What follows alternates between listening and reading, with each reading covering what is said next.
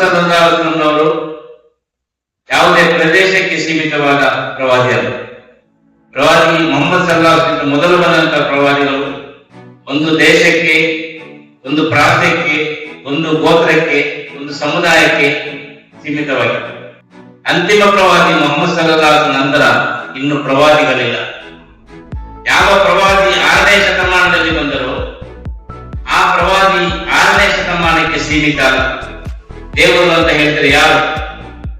ದೇವರು ಈ ಭೂಮಿ ಆಕಾಶಗಳ ಸೃಷ್ಟಿಕರ್ತ. ದೇವರು ನಮ್ಮೆಲ್ಲರ ಸೃಷ್ಟಿಕರ್ತ. ನಮಗೆ ಆತ್ಮವನ್ನು ನೀಡಿದ ಪರಮಾತ್ಮನಾಗಿದ್ದಾನೆ ಎಂಬುದನ್ನು ಸರಿಯಾಗಿ ಮನದಟ್ಟು ಮಾಡಿದರು. ದೇವರಂತ ಹೇಳಿದರೆ ಕೇವಲ ಕಾಲ್ಪನಿಕ ವಿಶ್ವಾಸ ಅಲ್ಲ. ದೇವರಂತ ಹೇಳಿದರೆ ಅದೇ ದೇವರು ನಮಗೆ ಈ ಜಗತ್ತಿನಲ್ಲಿ ಎಲ್ಲ ಸೌಲಭ್ಯಗಳನ್ನು ಮಾಡಿಕೊಟ್ಟಿದ್ದಾನೆ.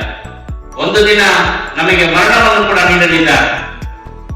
ಆ ಮರಣದ ನಂತರ ನಾಳೆ ಪರಲೋಕದಲ್ಲಿ ನಮ್ಮ ಇಹಲೋಕದ ಕರ್ಮಗಳ ವಿಚಾರ ನಡೆಯುತ್ತದೆ.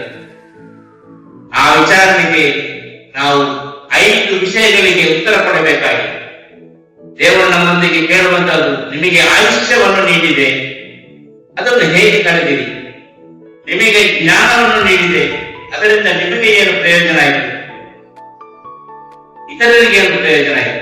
ನಿಮಗೆ ಸಂಪತ್ತನ್ನು ನೀಡಿದೆ, ಆ ಸಂಪತ್ತನ್ನು ನೀವು ಹೇಗೆ ಗಳಿಸಿದಿರಿ? ಅದನ್ನು ಯಾವ ಮಾರ್ಗದಲ್ಲಿ ವೆಚ್ಚ ಮಾಡಿದಿರಿ? ನಿಮಗೆ ಯೌವನವನ್ನು ಕೊಟ್ಟೆ, ಆ ಯೌವನವನ್ನು ನೀವು ಹೇಗೆ ಉಪಯೋಗಿಸಿದಿರಿ? ನಿಮಗೆ ಆರೋಗ್ಯವನ್ನು ಕೊಟ್ಟೆ, ಆ ಆರೋಗ್ಯವನ್ನು ಕೂಡ ಹೇಗೆ ಸವೆಸಿದಿರಿ? ಇತರ 5 ವಿಷಯಗಳ ಬಗ್ಗೆ ಉತ್ತರ ಕೊಡದೆ ನಾಳೆ ಪರಲೋಕದಲ್ಲಿ ನಮ್ಮ ಒಂದು ಹೆಜ್ಜೆ ಮುಂದೆ ಇಡಲಿಕ್ಕೆ ಸಾಧ್ಯ ಇಲ್ಲ ಎಂಬುದನ್ನು ಬಾರಿ ಬಾರಿ ಹೇಳಿಕೊಟ್ಟರು.